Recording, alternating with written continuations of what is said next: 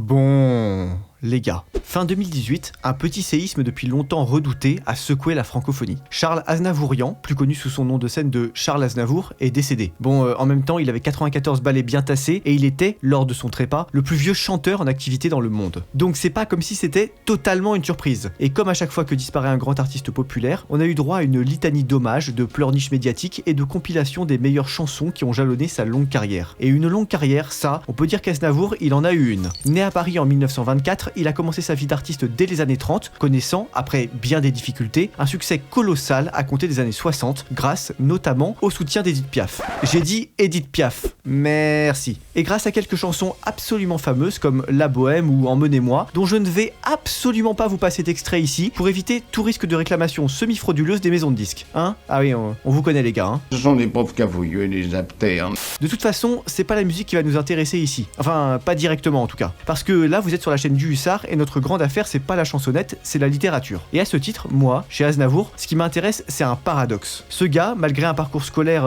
disons poliment fugace, il a fréquenté sa vie durant tout le gratin du monde culturel et il avait, de son propre aveu, l'habitude de lire abondamment tous les jours, de sorte qu'il s'est bâti, au fil des innombrables décennies de son interminable existence, une culture éblouissante. Ce qu'on lit la nuit avant de dormir. Moi, j'ai 2 heures tous les soirs avant de dormir. De lecture. 1 heure de lecture, 1 heure d'apprentissage. Qu'apprenez-vous? En ce moment, Oui. le russe, Ah, vous apprenez le russe? le chinois. Ah oui. Mais, et accrochez-vous, c'est là que ça devient retors, Aznavour, contrairement à Gainsbourg par exemple, pour qui la chanson populaire était un art mineur, Serge Gainsbourg, toutes vos chansons, considérez que ce sont des choses mineures? Ah non. Absolument. C'est vrai? Absolument. il n'a jamais nourri, vis-à-vis des chansons, le moindre complexe d'infériorité par rapport à la littérature, et il n'a jamais cherché non plus, à l'inverse, à faire de ses paroles des œuvres littéraires à la manière de Brel par exemple, avec Dans le port d'Amsterdam, ce chef-d'œuvre absolu et indépassable, dont on reparlera sûrement ici un jour, alors abonnez-vous. Pour Aznavour, à première vue, c'est comme s'il y avait le domaine de la grande culture, celui des livres, de la peinture, etc., et puis d'autre part l'art populaire, gouailleur musical, dont il était le chef de file. Et entre les deux, frontière étanche. Alors ma question c'est, est-ce que c'est vrai? Et ma réponse c'est, regardez la vidéo jusqu'au bout, on va décortiquer ça ensemble. Mais avant de commencer, est-ce que vous saviez qu'Aznavour avait une bibliothèque énorme? Il disait lui-même, dans l'une de ses autobiographies, avoir lu plus de 4000 livres dans sa vie. Eh ben mon cochon, ça en faisait de la bonne lecture ça. Alors si vous aussi vous prévoyez de bouquiner comme Tonton Charles, notre sponsor du jour, Ex Libris Paris, devrait vous intéresser. Un Ex Libris, si vous l'ignorez, c'est une sorte de sceau médiéval personnalisé et bourré de références stylax que l'on appose sur les livres de sa bibliothèque pour en marquer la possession. C'est une vieille tradition qui remonte au blason des colossaux marquis d'Ancien Régime et ça permet de savoir, même des siècles plus tard, à qui a appartenu tel ou tel exemplaire d'un grand texte. Habile, Bill. Et plus proche de nous dans le temps, tous les grands écrivains et toutes les figures politiques incontournables du 19e et du 20e siècle avaient eux aussi leur ex-libris personnalisé. Tenez, là par exemple c'est celui d'un certain Winston Churchill. Et vous noterez, petit 1, le niveau de panache intersidéral du bousin, et petit 2, la lourde référence au lourd Moyen-Âge européen, avec Saint-Georges qui cale un German suplex plus OQTF sans recours administratif à un gros dragon énervé. Stylax, pas vrai? Quoi? Tu veux le tien? Alors laisse-moi te présenter Lorraine et Igor qui ont créé Ex Libris Paris et qui te proposent de créer ton Ex Libris personnalisé à partir d'un souvenir, d'une photo ou d'un motif qui te plaît. Alors si tu veux passer un cap dans le panache, je te mets le lien de leur site en description. Là-bas, si tu utilises le code LEHUSSARD en un seul mot, tu auras 15% de remise sur leur tarif, déjà franchement peu élevé au regard de la qualité proposée. Non mais regarde, ça c'est mon Ex Libris. Et t'as vu comment ça claque? On voit limite la fumée bouger, Starf Jésus. Alors n'hésite plus, Ex Libris Paris, premier lien en description, et tu pourras pimper les lourds bouquins de Lagiberne que je te vends épisode après épisode. Ça va impressionner tous tes potes, ou ta mère, ou le livreur Uber Eats qui te ravitaille quotidiennement. Enfin bref, ça va impressionner quelqu'un, c'est sûr, alors fonce. Merci à Ex Libris Paris pour la sponsor, et générique.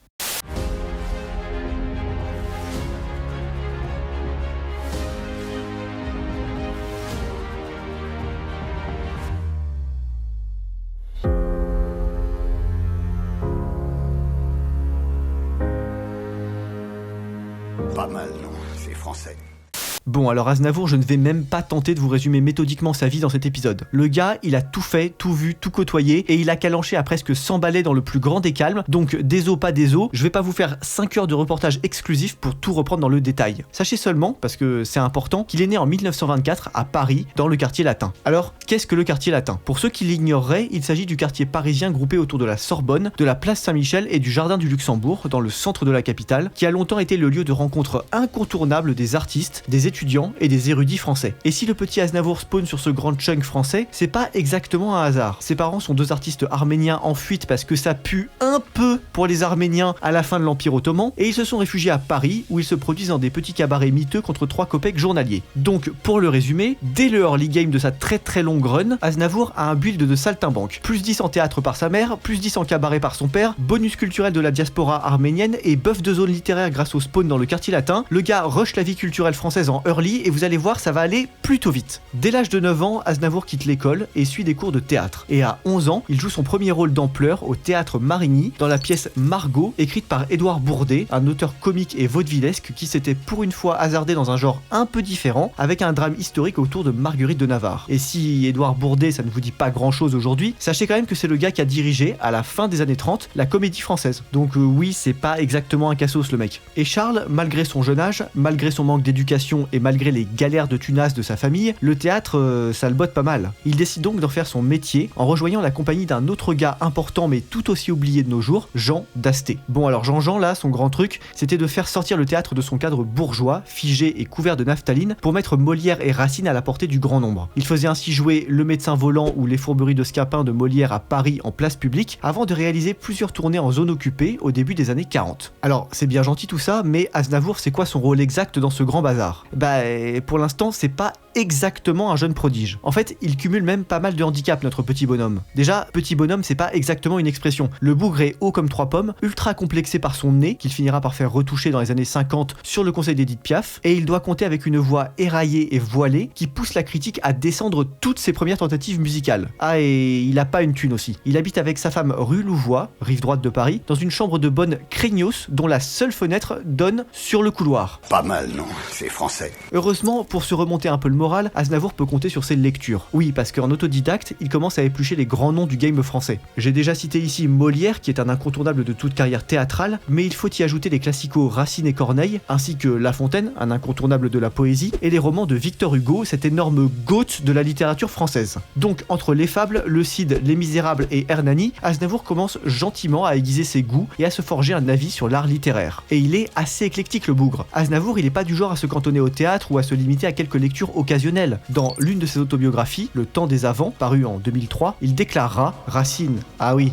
Et puis La Fontaine, Molière, Corneille, Victor Hugo, je les ai lus moi qui voulais être comédien, en y ajoutant Aristophane, Sophocle, Terence. Étais-je trop jeune? La compagnie des 3 derniers m'a plutôt ennuyé, mais, stoïque, je me suis forcé à les lire jusqu'au bout pour apprendre, comprendre, et surtout pour mieux paraître. Et il ajoute aussi, un peu plus loin, lire, oui mais quoi? Lorsque l'on poursuit ses études, le maître est là pour vous guider, vous intéresser, vous ouvrir la voie. Mais quand on est seul, timide et complexé de surcroît, on grappille des titres par-ci par-là. Honoré de Balzac, Émile Zola, Anatole France, Voltaire et Rabelais sont de jolies plaques qui vous indiquent le nom de la rue dans laquelle vous vous trouvez, mais on n'y a pas ajouté la liste des œuvres. Vous l'avez compris, lire c'est bien, mais à une époque où il n'y a pas encore la formidable chaîne du Hussard pour vous guider, c'est pas facile de s'y retrouver. Heureusement, il y a un roman qui met tout le monde d'accord à cette époque, un roman que je vous cite dans tous les épisodes d'Arc de Triomphe, Voyage au bout de la nuit de Céline. Quel est le livre qui a changé votre vie? Le dernier, c'est Céline.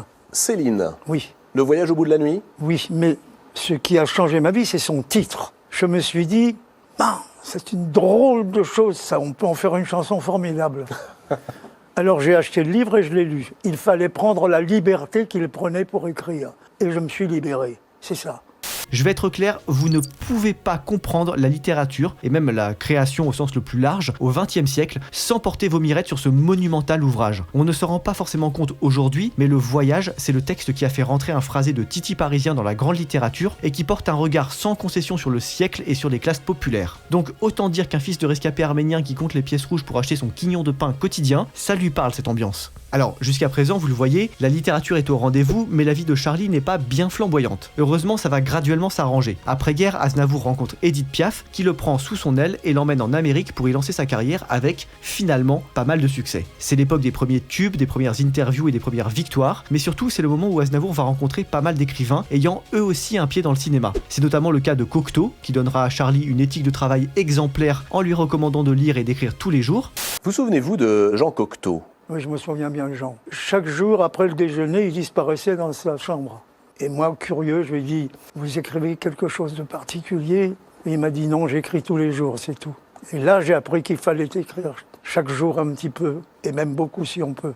de Prévert, qui rédige régulièrement des scripts pour le cinéma, de Marcel Pagnol, qu'Aznavour admirait beaucoup, ou encore de Michel Audiard, dont Aznavour suivra les dialogues dans Un taxi pour Tobruk en 1961. Vous le voyez donc, la carrière musicale et cinématographique de notre homme demeure profondément imbriquée avec les créations et expérimentations littéraires de son temps. Pourtant, à bien y regarder et sans offense, les plus grands succès commerciaux de Charlie, c'est un peu toujours la même chose. Soit l'histoire d'un artiste sans le sou comme dans Je me voyais déjà ou La Bohème, soit des histoires d'amoureux transis comme dans Formi formidable ou Mourir d'aimer, soit, mais c'est déjà plus rare, des odes au voyage comme Emmenez-moi. Et quand on regarde les paroles de ces chansons, on ne peut pas dire qu'on soit chez Brel avec des bataves et des oriflammes qui traînent dans les couplets. Non, le vocabulaire d'Aznavour, il est simple, ses phrases limpides, ses tournures évidentes, et un orang-outan sous l'exomile pourrait comprendre de quoi il en retourne. Pourtant, Aznavour, il écrivait lui-même ses chansons et il travaillait dur sur ses textes. C'est en partie parce qu'au début de sa carrière, absolument tous ceux à qui il proposait ses créations les envoyaient promener en lui affirmant que c'était nul, qu'il en est venu, petit à petit, à développer un certain nombre de considérations stylistiques très précises et beaucoup plus affûtées que le commun des mortels. Par exemple, est-ce que vous saviez qu'Aznavour préférait les formes versifiées à la prose et que parmi toutes les formes versifiées, c'est l'alexandrin qui avait sa préférence? Et est-ce que vous savez qu'il détestait les apocopes? Quoi? Vous savez pas ce qu'est une apocope?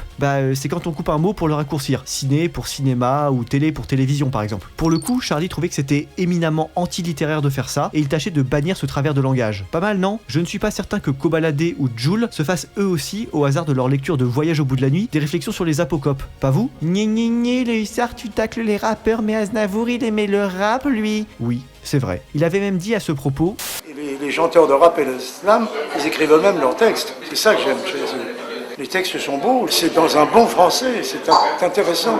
Ma grand-mère vous aurait fait... Et il avait aussi chanté en duo avec Kerry James, dont j'ai déjà étrillé la production littéraire sur cette chaîne, une assez bidesque chanson, À l'ombre du show business. Il faut être optimiste, mon frère. Mais que voulez-vous? On ne peut pas traverser presque un siècle de musique et ne jamais lâcher une fausse note. À un moment donné, il faut bien dire et faire quelques bêtises. Aznavour, sur ce coup, il a fait un peu comme tous les politiciens has-been qui nous répétaient, à l'envi, que le rap était une forme d'expression merveilleuse et que les rappeurs incultes du 80 The Trait étaient les nouveaux Verlaine. Alors oui, c'est idiot, mais clairement, dans l'insondable discographie d'Aznavour, cette petite sortie de piste ne pèse quand même pas bien lourd. Parce que, mine de rien, on parle là d'un artiste qui a vendu plusieurs millions d'albums, a tourné dans des dizaines de films et a même eu sa propre étoile sur le Hollywood Walk of Fame en 2017. Alors quoi? Avouez au moins que ça force le respect. Et côté littérature, s'il n'a jamais publié de roman, Aznavour est quand même l'auteur d'une petite quinzaine d'ouvrages parus entre 2003 et 2018, dont la plupart sont des autobiographies, des recueils de souvenirs ou des récits. Bon alors clairement, ne vous attendez pas à grand chose d'un point de vue littéraire avec ces ouvrages. C'est pas catastrophique, mais le style y est très oral, donc je pense, sans pouvoir le prouver, que ces livres n'ont pas été écrits mais dictés et éventuellement remis en forme par une petite main comme ça se fait souvent dans l'édition. Oui, parce que vous croyez quand même pas que les sportifs, les hommes politiques ou les acteurs écrivent leurs livres tout seuls, non? Mais au milieu de ces ouvrages OSEF, on notera quand même la présence au palmarès de Charlie d'un recueil de nouvelles, Mon père ce géant, paru chez Flammarion en 2007. Dans ce bouquin, plutôt difficile à se procurer aujourd'hui d'ailleurs, tonton Charlie vous dresse 16 petites histoires sur sa famille et notamment son padré, à coups d'anecdotes vraiment brèves puisque ces nouvelles font toutes moins de 20 pages et même moins de 5 pour certaines. Alors stylistiquement ça vaut quoi? C'est pas nul mais c'est pas renversant non plus. C'est touchant dirons-nous, mais ne comptez pas sur ce livre pour vous laisser un souvenir impérissable. Alors vous l'avez compris, le bilan d'écrivain d'Aznavour est assez léger. Mais au fond, est-ce important? Je veux dire, Aznavour c'est déjà un gars qui a eu 10 vies, a voyagé partout, a connu tous les grands noms et surmonté tous les obstacles. Pourquoi voudriez-vous en faire en prime un écrivain? Elles ne vous suffisent pas ces petites chansons? Mais songez un peu, Aznavour il avait beau traîner avec Sacha Guitry et Jean d'Ormesson, avoir lu des milliers de livres et parler de métrique à qui voulait l'entendre, il était surtout honteux d'avoir arrêté l'école à 9 ans, d'écrire avec des fautes d'orthographe et de ne pas savoir comment tourner de longues et amples phrases à la Proust ou Chateaubriand. Et puis c'était un homme à l'ancienne, qui venait d'une époque où on vénérait le livre et où l'on ne s'avisait pas d'en publier un sans une bonne raison. D'ailleurs, plus qu'une bonne raison, dans le cas du roman ou de la poésie, on attendait aussi de l'auteur, jadis, une maîtrise parfaite de la langue et de l'héritage littéraire. Alors, vous savez quoi? Au fond, je crois que Charles Aznavour respectait et vénérait trop la grande et belle littérature pour se risquer à la compromettre en aptérisant un peu plus le game. Et de la même manière, en retour, toute belle et dominatrice, la bougresse littéraire lui faisait certainement un peu peur, car il ne l'a pas volontiers intégrée, ou seulement de façon rarissime, à ses chansons, là où d'autres chanteurs faisaient volontiers référence à des écrivains ou des œuvres de fiction dans leur production. Reste donc une vérité, pas désagréable au fond, l'homme qui avait écrit plus de 1400 chansons, atteint la première place des ventes en Amérique et tourné avec les plus grands noms du cinéma, il vénérait Céline, La Fontaine ou Victor Hugo, et sans doute, sans leur influence lointaine et tutélaire, le visage de la chanson française eût été un brin différent. Alors pour cela, merci Mr Aznavour. Si vous voulez vous plonger à la suite de ce grand modèle dans les classiques de la littérature, je vous mets quelques pistes sérieuses en description que vous pouvez acquérir tout en soutenant la chaîne. Ça ne ne vous coûte pas plus cher et ça aide votre youtubeur favori, c'est clairement un bon deal. Et puis si vous aimez la langue spontanée et la création littéraire audacieuse, sachez aussi que j'ai fondé ma propre maison, la Giberne, à laquelle vous pourrez accéder depuis la description de cet épisode. Je vous invite en particulier à regarder L'Hydre jamais ne meurt, un formidable roman de fantasy gouailleur et drôle à la narration innovante que je vous ai présenté en vidéo juste ici. Et pour ceux qui aiment les intrigues politiques, Pays réel, dont je suis l'auteur, est toujours disponible en version papier, numérique ou audio avec des tarifs arrangeants. Franchement, foncez, le plaisir du texte sera au rendez-vous. Et si vous avez déjà acheté tout le catalogue ou que vous êtes un communiste mental, vous pouvez quand même passer vous inscrire à la newsletter de la maison, c'est gratuit et on reste en contact. Pas mal, non? Allez, conclusion. Je remercie encore Ex Libris Paris d'avoir sponsorisé cet épisode. Si vous voulez voir ce qu'ils proposent, ils ont un compte Insta de grande qualité que je vous affiche à l'écran, un site que vous trouverez en description et une boutique physique à Paris, au Bon Marché. N'hésitez pas à leur passer le bonjour, ils sont super sympas et réactifs et leur travail est vraiment de qualité. Pour clore le sujet Aznavour, sachez qu'un prix littéraire a été créé en son nom et est aujourd'hui administré par son fils avec du beau monde dans le comité de sélection. Pas mal, non? Enfin, si on accepte la présence de l'amour, l'étronesque purge du funeste Bégodeau dans la dernière sélection. Alors, ne lisez pas Bégodeau, lisez Voyage au bout de la nuit et écoutez Aznavour, il est formidable. Rompez les gars. Écrire, rêver, chercher, apprendre. Avoir que l'écriture est pour maître et pour Dieu. Tendre la perfection à s'en crever les yeux. Capter de son sujet la moindre variation. Explorer sans relâche et la forme et le fond. Et puis l'œuvre achevée, tout remettre en question, déchiré d'inquiétude.